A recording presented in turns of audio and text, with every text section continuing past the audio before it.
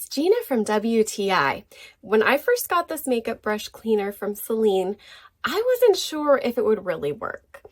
But I was so pleasantly surprised to see how my dirty and grimy makeup brushes came out sparkling clean.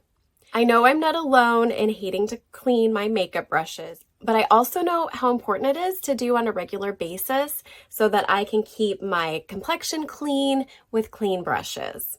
So this really takes the headache out of cleaning them. It was so easy. I simply followed the instructions that come with the kit and used the liquid Selene cleanser. So I did my brushes in 2 batches. I did one batch that included my waterproof makeup like my concealer and foundation. And then I did the other batch with brushes that I used just for powdered makeup.